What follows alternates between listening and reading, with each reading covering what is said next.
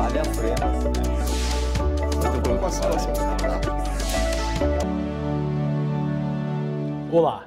No programa Em Discussão de hoje, nós vamos falar sobre férias coletivas. Chega o final do ano e tem aquele merecido descanso que o trabalhador tem na época de Natal e também começo de janeiro. Para falar tudo sobre férias coletivas, eu recebo aqui nos estúdios da Rede Alesp, advogado trabalhista, Dr. Júlio Conrado. Seja bem-vindo à TV Alesp. Doutor, o que são as férias coletivas? Elas são regidas pela CLT? Como funciona? Primeiro, eu gostaria de agradecer o convite. É uma oportunidade muito boa de esclarecer essa situação toda das férias coletivas.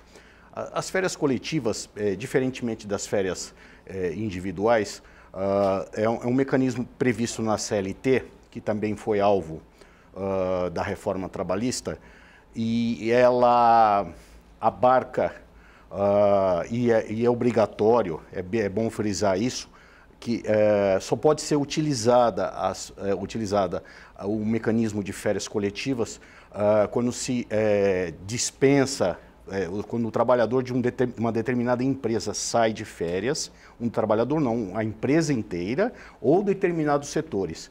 Não pode haver uma saída fracionada. Até pode, mas só que vai acabar descaracterizando o Instituto das Férias Coletivas. Quer dizer assim, para que a gente seja bem claro, de forma didática para o telespectador que acompanha esse programa aqui na Rede Alesp, a empresa inteira precisa ter folga, é isso? Sim, ou pelo menos setores da empresa. Correto. Então, por exemplo, eu posso dar folga para o meu departamento de vendas e, de repente, o operacional continua funcionando normalmente. Perfeito, perfeito. É a melhor definição. Funciona desse jeito. Agora, uma pergunta que sempre vem à cabeça, se eu não quiser tirar esse período de férias coletivas? Esse é um ponto muito importante. Pois não. Infelizmente, para o trabalhador, as férias coletivas, nesse aspecto, traz um revés, que é não poder livremente dispor de sua vontade, ou seja, o empregador é quem determina se o trabalhador vai ou não tirar férias coletivas. E dependendo da vontade desse empregador, o trabalhador vai ou não sair de férias. Elas têm um período máximo, ou pode ser o período que a empresa desejar dentro dos 30 dias? Como funciona? Tem um período mínimo também? Sim. Ele tem que sair pelo menos 2 períodos de 10 dias, e não pode ultrapassar, obviamente, a 30 dias. Correto. Então, o mínimo de férias coletivas é 20 dias, é isso? Sim, isso. Menos que isso não configura, doutor? Menos que isso, o que vai acabar acontecendo é que a empresa vai sofrer sanções administrativas e esse trabalhador vai fazer jus a tirar gozar um outro período de férias efetivo. Agora, dentro dessas férias, por exemplo, no mês de dezembro, temos o Natal e o Ano Novo. Esses dias eles servem para fator de cálculo dessas férias, não? Existe uma questão que deve ser ponderada, que é a data da saída. Esse é o marco inicial das férias. Ele nunca pode ser menos que 2 dias antes de um feriado, ou um sábado e domingo, ou de um final de semana. Então, preferencialmente, se quer que se comece as férias numa segunda-feira, e assim conte esse prazo, ou seja... Mas pode começar na quarta, por exemplo, doutor? Pode começar na quarta. Sim, porque é 2 dias, exato. Sim, na quarta ou terça-feira, sim. Mas nunca numa quinta nem numa sexta? Nem na sexta, nem muito menos no sábado. E a volta, como é que funciona? A volta é no 31º dia, o trabalhador vai retornar. Ou no mínimo no 20º dia, é importante. Sim, claro, se for forem férias menores que 30 dias. Agora, a empresa ela precisa fazer algum trâmite legal, comunicar o funcionário com uma certa antecedência? Como funciona isso? Sim, sim. O RH ele tem que cientificar esse trabalhador pelo menos 15 dias antes do período aquisitivo do período de férias. Agora, existem casos de trabalhadores que não têm esse período aquisitivo de 1 ano. Então, o que vai acontecer? Esses trabalhadores podem também sair de férias dentro com os outros trabalhadores do setor. Ele só vai ter vai sofrer uma recontagem do período aquisitivo. Agora, doutor, por exemplo, se eu quero dar o recesso de final de ano para os meus funcionários e esse período aí dá 13, 14 dias, ou seja, menos que 20 dias. Esses dias eles podem ser descontados de um banco de horas ou tudo mais? Esse período você já deu até a resposta. Exato. Ele foge um pouco não, ele é totalmente diferente. Ele é caracterizado como um recesso. Entendo. Um recesso. E esses dias, eles podem sim ser compensados de um banco de horas, de dias e horas que o trabalhador disponha. Agora, doutor, a gente já falou que o trabalhador ele não pode negar de tirar férias. Mas você acha que vale uma conversa, de repente, com o superior, explicando que ele precisaria tirar férias em outra época do ano? Isso é usual, o diálogo, a negociação? Infelizmente, esse é um entendimento nosso, não existe essa possibilidade, porque nós vamos estar infringindo a lei, e a lei é bem clara no sentido de que todos os trabalhadores têm que sair de férias. Os trabalhadores que não saírem vão acabar descaracterizando o Instituto das Férias Coletivas. Agora, dezembro e janeiro é um mês extremamente calmo, né? Porque as festas de final de ano, dependendo do ramo, na verdade o movimento para no meio do mês de dezembro e só retorna no meio do mês de janeiro. Isso seria uma forma da empresa ter economia, já dando as férias para os funcionários? E pergunto mais, como fica a questão do abono de férias, né, que é 2/3 do valor do salário, né? Como fica essa questão? Vamos lá. Você colocou muito bem essa questão da ociosidade. Exceção feita a alguns setores, por exemplo, o comércio, que é a época Exato, a melhor época chave do ano. Exato, agora do final exato. do ano. Realmente, ao contrário, o fenômeno que se observa é a contratação e implementação de trabalhadores, sejam com vínculo ou algum outro instituto, que é o trabalho temporário, que também é muito comum nessa época do ano. Agora, a grande parte da indústria, ou pelo menos alguns setores dessa indústria, é muito comum a gente ver essas férias coletivas. Por quê? Além de o trabalhador estar ocioso, isso vai proporcionar uma economia de energia elétrica, de insumos dentro da empresa, que acaba facilitando muito a vida do empresário. Versus o não faturamento, né? Porque é uma época do ano que, se ele tivesse aberto, ele não faturaria nada, Sem só teria dúvida. gastos. Às né? vezes a gente escuta também algumas vozes no sentido de falar vamos aproveitar a época para fazer estoque, mas isso nem sempre é uma verdade absoluta, e em determinados ramos não vale a pena. Efeito. Não. E o que você me perguntou? A questão do abono de férias, né, que é um direito do trabalhador, pelo menos no sistema convencional da CLT, como funciona? Nas férias coletivas, ele tem que ser pago imediatamente ou depois existem as férias formais mesmo?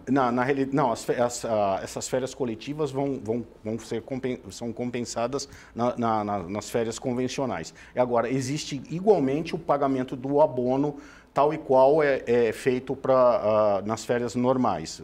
O trabalhador não sofre nenhum tipo de prejuízo. Isso não pode causar um volume alto aí nos cofres da empresa? As empresas, elas costumam evitar, às vezes, por esse motivo, porque, de repente, em vez de você ter as férias graduais, não. De repente, você tem 100 funcionários e tem que pagar o abono dos 100, junto com o 13º, já que é uma época do ano que você tem uma oneração maior nos teus gastos. Existe uma outra forma de negociação ou não? O que existe, o que a gente vê na prática, são essas indústrias que já militam dentro dos seus segmentos há muito tempo. O que ele vai fazendo? Ele vai fazendo uma previsão mensal, vai jogando numa conta já essa previsão de pagamento mensal, para chegar justamente no final do ano e não haver um desencaixe de fluxo. O que você colocou é muito verdade. Isso pode ser pago de forma antecipada? Por exemplo, eu parcelar em 6 vezes antes, por exemplo, de junho a dezembro, isso pode acontecer? É usual ou é contra a lei? Não é. Porque o 13º você pode, né? Sim. De fevereiro a novembro você pode parcelar a primeira parcela, claro. né? Nas férias não é usual e não tem previsão legal. Entendo, não tem previsão legal. Quer dizer que se eu faço, eu posso indo contra a lei e de repente o funcionário me acionar depois, né? Eventualmente alegar que aquilo é uma gratificação ou qualquer verba nesse sentido. Agora, doutor, e o funcionário, por exemplo, que é contratado em julho, em agosto, em maio, que ele não tem direito àquelas férias? Como é, em termos de legislação trabalhista, isso? A CLT prevê que esse trabalhador vá sair de férias tal e qual o trabalhador que já atingiu esse período aquisitivo, e o que vai acontecer é que a partir do retorno dele vai ser contado um novo período aquisitivo. Agora, e a pessoa que de repente entra em dezembro, né? Poucos dias depois tem as férias, ou chega em outra situação, né?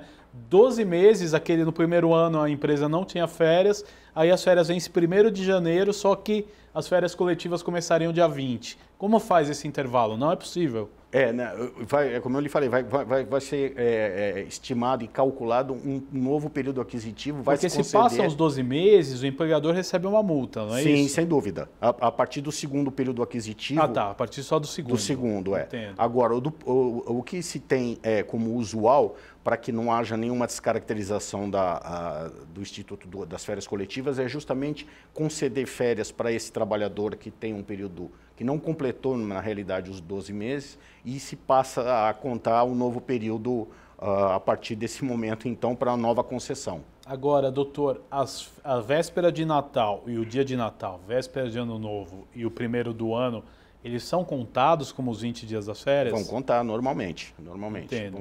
Todo e qualquer feriado, só não voltando... É o que você falou, dos 2 dias anteriores. Sem dúvida. E o retorno, tem alguma regra específica para o retorno? Não necessariamente, vai voltar num primeiro dia útil subsequente ao que está estipulado em termos de quantidade de dias. Aos 20 dias, né? Aos 20 dias são 20 dias corridos sempre, sim, né? Pode haver o gozo em 2 períodos de 10 num ano. Então isso é possível. Eu posso tirar 10 dias em novembro e 10 em julho, por exemplo. Perfeitamente. Entendi. Quer dizer, eu posso escalonar, eu empresário, eu posso escalonar as férias conforme for mais conveniente para mim. Você só não pode, diferentemente das férias normais, como é previsto, escalonar em 3 vezes. Aí já descaracteriza... Agora, por exemplo, eu não posso, dar 10 dias no Natal e 20 dias para cada funcionário quando quiser, ou é permitido isso? Não, aí não é considerado férias coletivas e já cai na história do banco de horas. Sem dúvida, né? Sem dúvida. Agora, doutor, quais as dicas que você dá para o empresário hoje, né? Acho que todo mundo ele quer estar da forma mais regular possível, né? Uhum. As férias coletivas é uma vantagem para o empregador, na sua visão? Eu vejo isso, claro, tem que ter uma análise setor por setor. Mas para a área industrial, eu vejo como benéfica, ainda mais nos dias de hoje, com o custo de insumo de energia elétrica, de água e mesmo de folha de pagamento, um custo altíssimo. E se você vai deixar essa mão de obra ociosa, sem produção, porque você não tem demanda, obviamente você não vai ter o porquê produzir. Então, realmente é uma grande ferramenta para evitar que haja sequer a ideia, que seja manifestada a ideia de demissão, né? Sim. Agora, nas novas regras trabalhistas, o Brasil passou por uma reforma trabalhista recente, o atual governo também tem efetuado algumas mudanças. Alguma coisa prevê alguma mudança nas férias e mesmo nas férias coletivas, doutor? Olha, em princípio, as poucas mudanças que houveram aconteceram na própria reforma. O que vale a pena a gente destacar é uma situação que se tinha diferentemente antes da reforma, que era a questão dos menores de 18 anos e maiores de 50 anos de idade. Essas pessoas não poderiam estar incluídas dentro do rol de férias coletivas. Os menores, por questão de férias escolares, teriam que ter suas férias atreladas às férias escolares e os maiores de 50 por conta de idade. Só que agora a reforma desprezou e revogou essa disposição, então todo mundo está no mesmo barco. Agora, doutor, interessante a gente perguntar também, por exemplo, se um funcionário no dia 10 de dezembro, faltando 10 dias para as férias, tem uma doença, sofre um acidente doméstico e o médico dá lá 15 dias de afastamento, 14 na verdade, sim, que é o que é permitido. Aí no dia da volta a empresa está de férias coletivas. Como funciona nesse caso? Esse trabalhador forçosamente é uma condição bem anômala. Ele vai ficar, vai ser enquadrado aí no mínimo no recesso, né? Ah, tá, ele entra, mas assim, ele não é penalizado pela empresa não estar funcionando no dia. Não pode. O primeiro dia útil de funcionamento seria o 14º dia dele. Sim. Ele vai ficar afastado por conta de não haver atividades dentro da empresa. Agora, doutor, final de ano, né, a empresa tem a oneração do 13º na parte trabalhista, né? Com a reforma trabalhista, o senhor agora há pouco disse que não foram grandes mudanças. Mas o que as empresas têm tirado de benefício com essas novas medidas do governo? Esse é um assunto bem polêmico, Guga, porque o que acontece? Se esperava muito da reforma trabalhista em termos de geração de emprego, só que se desprezou um detalhe muito importante, que ela por si só não seria a única medida capaz de fazer essa geração de emprego se tornar uma realidade. Depende, e o dia a dia tem mostrado para a gente, que junto com a reforma trabalhista se carece muito de uma reforma tributária, porque não é só a folha de pagamento que onera o empresário, existe também a questão tributária que é muito pesada e ainda inibe um maior investimento dentro do mercado de trabalho. E uma coisa que se vê também, muito importante, é a questão da insegurança jurídica.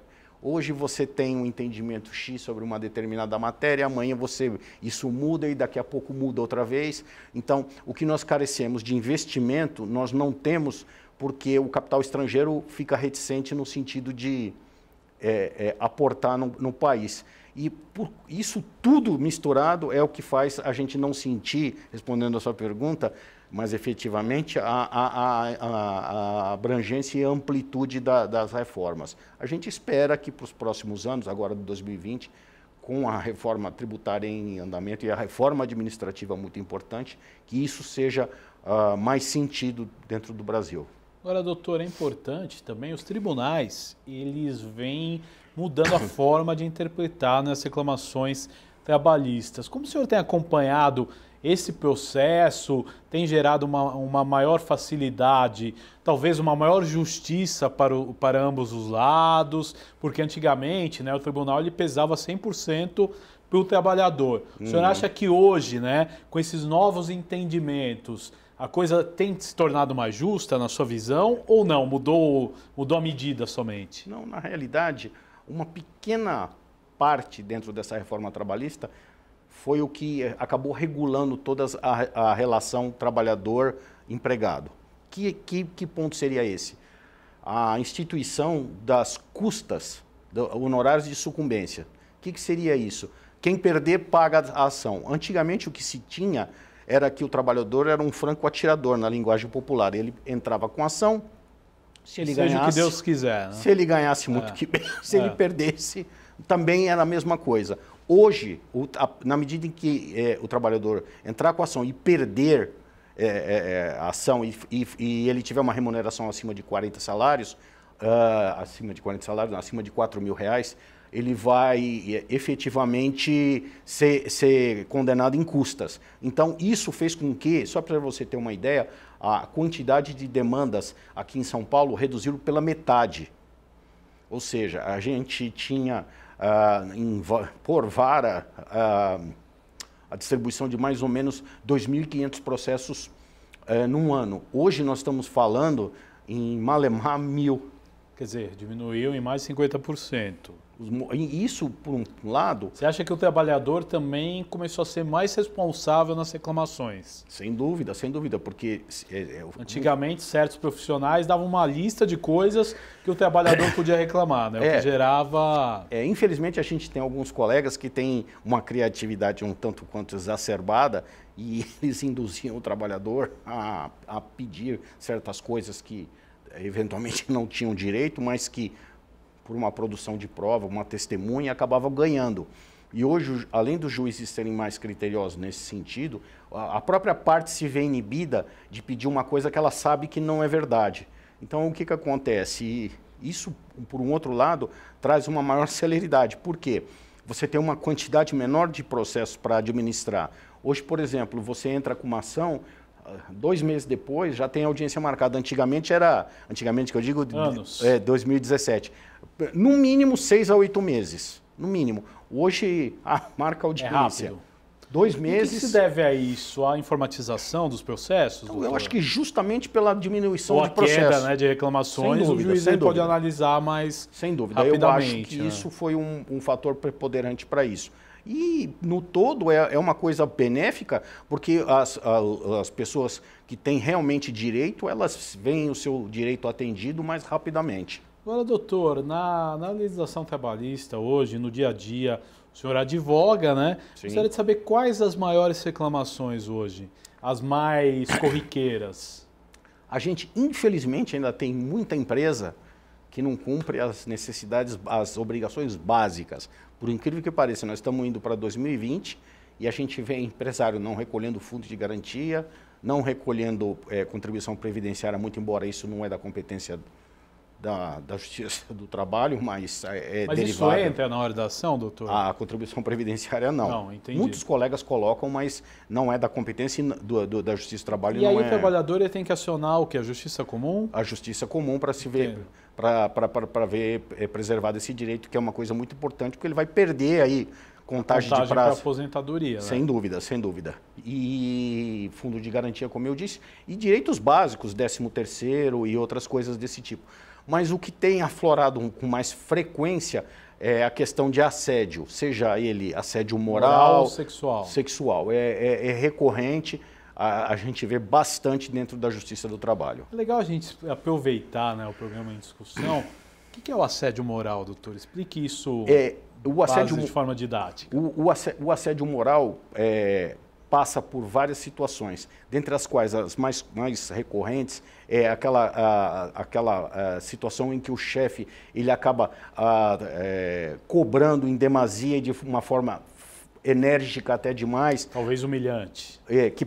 Que vai beirar até a humilhação e até ao achincalhe público desse trabalhador, com palavrões. Por incrível que pareça, a gente vê também, é bem comum isso. E, geralmente, uma coisa que caracteriza muito, em público, se aproveita de reuniões dentro de um departamento para expor o trabalhador ao ridículo e para desqualificá-lo. Isso tudo está dentro e inserido do conjunto de assédio moral. Agora, quais as provas que o trabalhador reúne para entrar com uma ação de assédio moral? São testemunhais? Que outro tipo de provas? Basicamente é a prova testemunhal. O colega de trabalho que presenciou aquele fato, o trabalhador, o colega que trabalha com ele no dia a dia e vê o chefe chamá-lo a atenção de forma indevida, ou uma coisa que é muito recorrente também nos dias de hoje, isso é em função da modernidade, é o tal do WhatsApp, as mensagens por telefone, que o chefe fica... Hoje os juízes levam em conta isso? Muito, muito. É uma coisa até curiosa. Às vezes você vai levar uma determinada testemunha e essa testemunha não pôde vir, desde que você comprove, pode ser por WhatsApp, um convite prévio. Eu já vi isso em audiência do juiz. O senhor chamou, por que a sua testemunha não veio? Ele não veio, ele me respondeu aqui que tinha um problema. O juiz olha no telefone, porque a Justiça do Trabalho é uma justiça informal e célere. Então, se leva em consideração, consta em ata e o juiz acaba marcando numa nova audiência. De repente, o chefe que sem querer praticou um assédio moral via WhatsApp, hoje a Justiça leva em conta. Ou sem querer ou sem querer querendo. Ou querendo, né? Porque aquele calor lá da situação acabou levando ele a esse tipo de comportamento. É muito comum mesmo. Agora, doutor, como o empresário deve se planejar para dar ao seu funcionário férias coletivas? Como eu disse, o final do ano tem o 13º também, que o empresariado fica bastante preocupado. Como ele pode gerenciar para ter uma tranquilidade no final do ano, né? E o Natal, tanto dele quanto dos seus colaboradores, seja tranquilo? O 13º, basicamente, a maioria das empresas se utiliza dessa ferramenta, que é uma previsão contábil mensal. A partir de janeiro agora de 2020, eu vou provisionar dentro da folha de pagamento, de acordo com a quantidade de funcionários e valor de salário, numa conta, 1/12 dessa folha, e eu vou fazendo isso progressivamente, fevereiro, março, abril, maio, para chegar lá em dezembro eu já ter amealhado o valor inteiro e não ser aquele sofrimento que a gente ainda vê em muitas empresas, no sentido de ter que correr, às vezes até se socorrer de empréstimo bancário para poder honrar a folha de pagamento e o 13º no final do ano. Exato, que é uma dívida séria, né? Não tem jeito. Sem dúvida, porque se não houver a quitação, a empresa está sujeita a sanções administrativas e até multa. Que nem sempre elas são benefício do trabalhador, né? Olha, eu te diria que a grande maioria e a esmagadora não é sempre em prol do fisco e do Ministério do Trabalho. Agora, em relação, né, às férias coletivas ainda, o trabalhador tem que ser notificado de forma individual ou aquele aviso geral no mural, ele já é suficiente? Não, ele tem que ser, pelo menos documentalmente, notificado pelo RH 15 dias antes. Exato. Do vencimento do período aquisitivo e das férias coletivas 15 dias antes do início das férias. Tem que ser no mínimo 15 dias antes. No mínimo 15 dias antes. Entendo, porque senão a empresa não pode fazer um acordo de avisar alguns dias antes só. Não, e mais, o sindicato ou o Ministério do Trabalho tem que ser notificado dessa... Ah, tá, você tem que notificar então pelo menos o sindicato. Sim, sim, ou o sindicato ou o Ministério do Trabalho formalmente, que vai haver um procedimento de férias coletivas dentro da empresa, se possível elencar o nome dos funcionários, ou o setor, ou se é a empresa inteira, isso tudo tem que ficar documentado. Eu entendo. Doutor Júlio Conrado, eu quero agradecer a sua participação nesse programa Em Discussão, onde falamos das férias coletivas de final de ano. Muito obrigado, doutor. Eu que agradeço e muito obrigado. Este foi o programa Em Discussão de hoje. Falamos aí das férias coletivas de final de ano. Você pode ver e rever este e outros programas no canal da Rede Alesp no YouTube. Até o nosso próximo encontro. Valeu!